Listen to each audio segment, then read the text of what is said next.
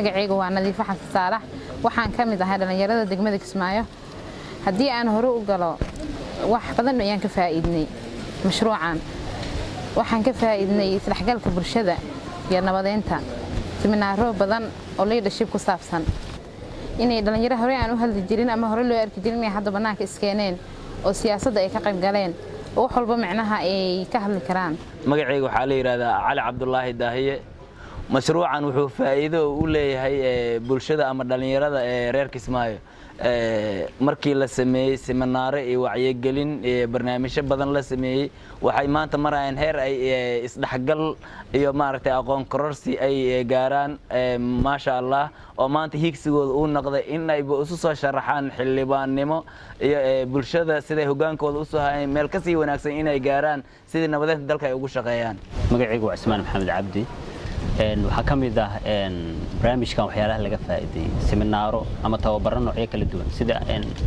in dhalinyaradu la baro sida loo hogaamiyo dhalinyarada ama hogaanka waxa uu yahay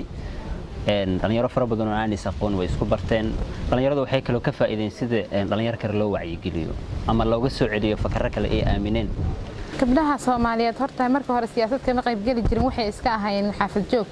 gabdhaha hadda waxaan ku booraaminayaa in ay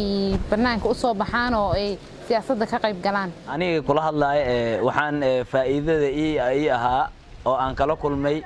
aqoon kororsi sida seminaaro aan galay waxyaabo badan baan kala kulmay waxaan ka faa'iiday isdhexgalka bulshada macnaha dhalinyaro badan oo hadda u tartamayso xildhibaannimada oo aan talooyin badan ka siiyay hadda wacyigelin badan marka la sameeyo dhalinyarada hadda meesha hiigsanayso waa nin iyo reerka dariskiisa inay saas isu qaraabeystaan insha Allah marka waxaan ka rajaynayaa guul fiican in laga gaari doono mustaqbalka haddii Allah idmo in lagu daro maxay xalinta khilaafaadka yaan codsanayaa dhalinyaradu inta badan maanta Jubbaland waa wada musharaxiin dhalinyaradu taa waxay cadeen u tahay in ay dhalinyaradu inta badan ay arkeen in ay maanta ahmiyad fara badan u leeyihiin siyaasadda maanta jirto marka taasina waxa